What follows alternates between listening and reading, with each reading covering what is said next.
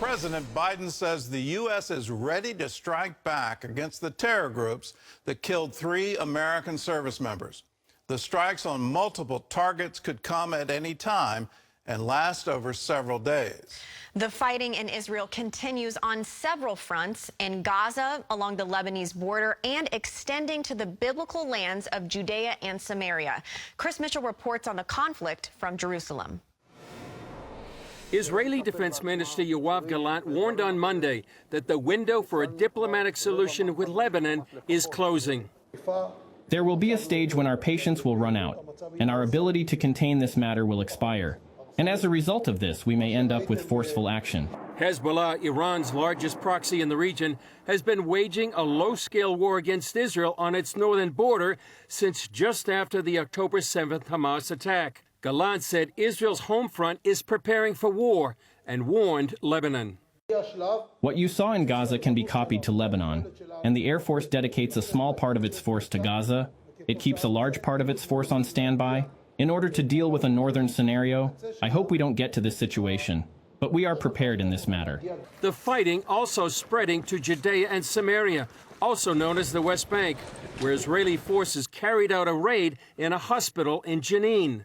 Hospital security camera footage shows disguised undercover Israeli agents entering the hospital. Officials say they killed 3 Hamas terrorists on the verge of launching a terror attack. Afterwards, Prime Minister Benjamin Netanyahu met with IDF troops in the area and told them Judea and Samaria is a critical front in the war. This is an arena that is not just important, it is super important. I know that you invest in it, both in defense and attack. It seems to me that since the beginning of this year, even more so, of course, since the beginning of the war, 5,000 terrorists have already been eliminated here, and there's more to be done, including today in Jenin. At the White House today, Strategic Affairs Minister Ron Dermer will meet with National Security Advisor Jake Sullivan to discuss the ongoing war and negotiations to secure the release of the remaining hostages. In the meantime, President Biden says he's decided how to respond to Sunday's deadly attack on U.S. troops in Jordan. The U.S. reportedly will strike multiple targets over several days, targeting Iran-backed forces in the region that supplied and carried out the attack. Meanwhile, for the first time, the UN is turning its attention to sexual assault by Hamas during the October 7th attacks.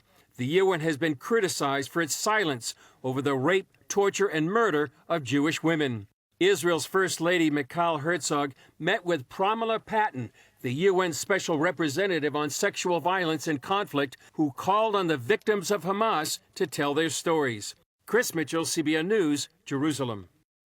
Well, mark today, it's January 31. That attack happened on October 7th. The evidence has been there for a very long time, and it took the UN this long to finally say something, anything, about the horrific attack on women in southern Israel on October 7th.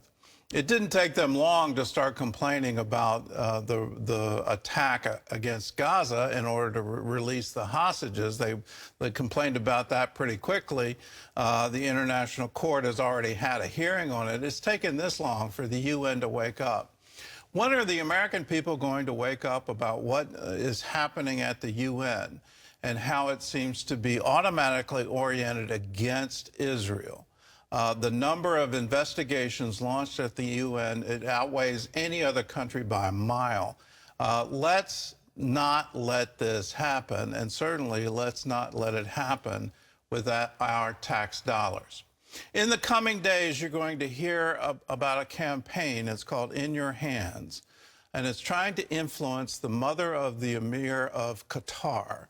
Her name is Sheikha Moza. I encourage you to get involved in this because it is in her hands. She has enormous influence in Qatar. She has enormous influence over the Emir. They have funded Hamas $1.8 billion. It makes what UNRWA is doing seem small. $1.8 billion, and they're harboring the leadership of Hamas in their country. How can we bring pressure to say, no more. If you care about children, if you care about women, if you care about these rights, can we get the hostages released? Can we stop this war in Gaza? She has the influence to do it. So that name again, Sheikha Moza, and the campaign is called In Your Hands. Can we put pressure on Qatar to say, enough, stop funding Hamas, stop this violence?